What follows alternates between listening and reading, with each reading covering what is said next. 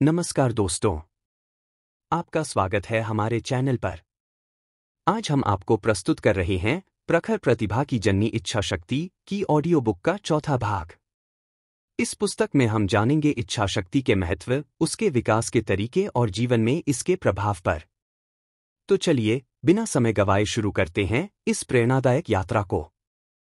मनोबल की शक्ति, एक दैवी अनुभूति। साधनों के आधार पर सफलताएं मिलती हैं।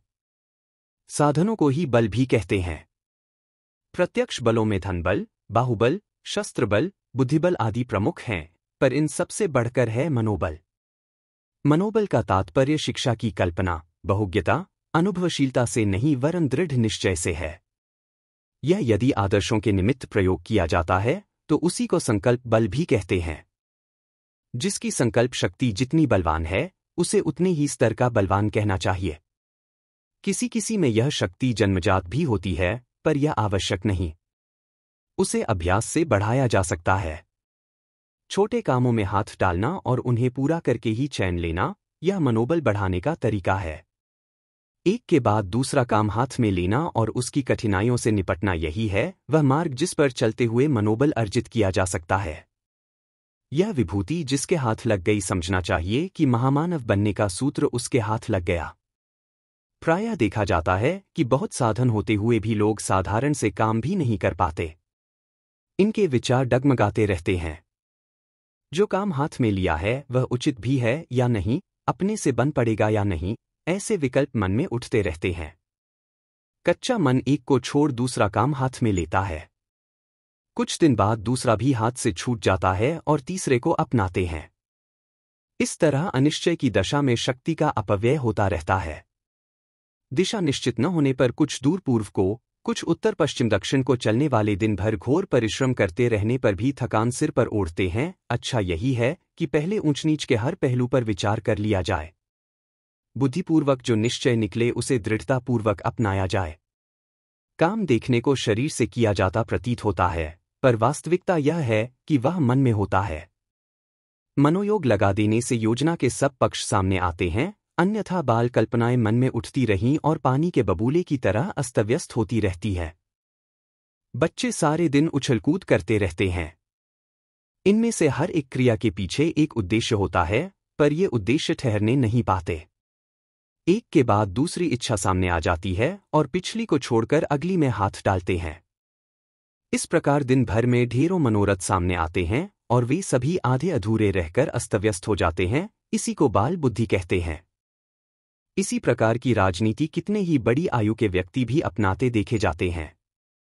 फलतः उनमें से एक भी पूरा नहीं हो पाता। काम को पूरा करने के लिए आवश्यक है कि योजना सर्वांगपूर्ण बने।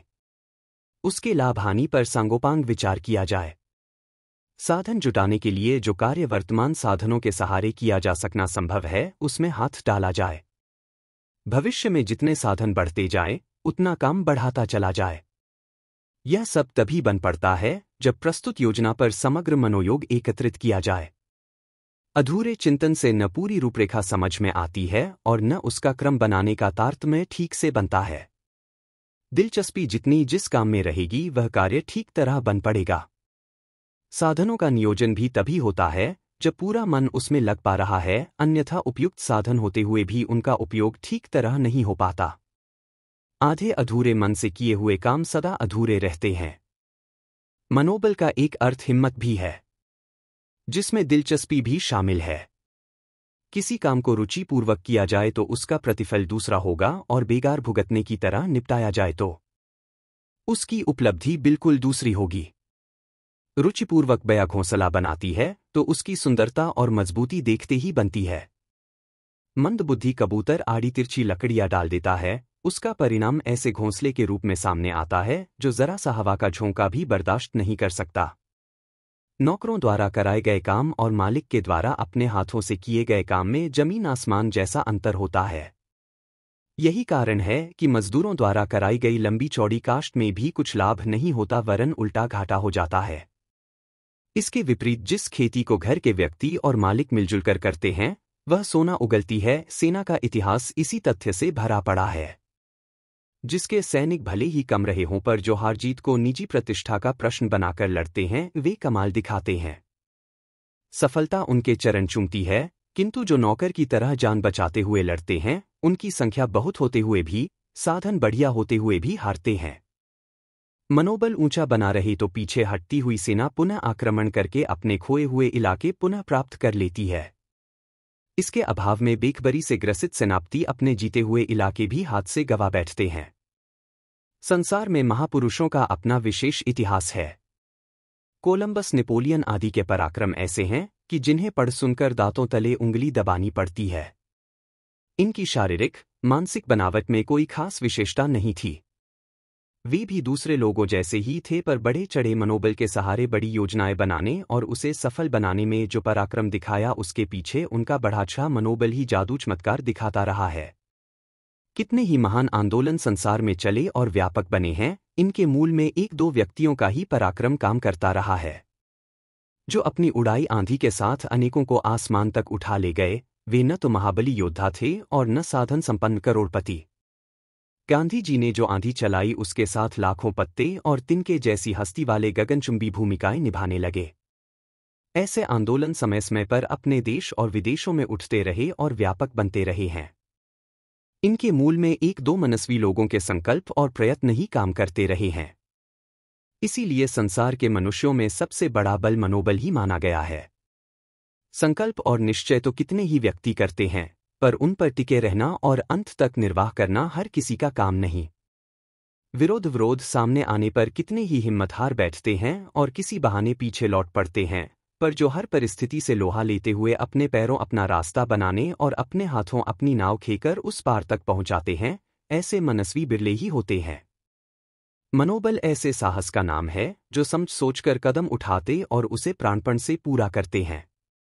चाहे व्यक्तिगत जीवन हो चाहे सामाजिक, सफलता के लिए मनुष्य का मनस्वी होना स्वाभाविक है। पैसा कमाने की विद्या तो वणिक बुद्धि को भी आती है। अपराधियों जैसी हिम्मत तो चोर उचक्कों में भी होती है।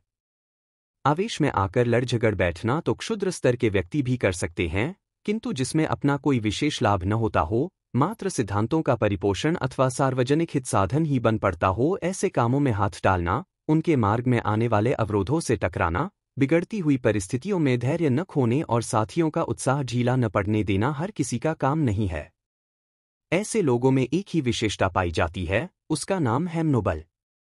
तो दोस्तों, यह था प्रखर प्रतिभा की जननी इच्छा शक्ति की ऑडियो बुक का चौथा भाग। हमें आशा है कि यह पुस्तक आपको इच्छा शक्ति और आत्मविकास के बारे में नई जानकारियां प्रदान करेगी। अगर आपको यह वीडियो पसंद आया हो तो कृपया इसे लाइक करें, अपने विचार और सवाल कमेंट में साझा करें और हमारे चैनल को सब्सक्राइब करना न भूलें। आगे के भागों के लिए जुड़े रहें। धन्यवाद और नमस्कार।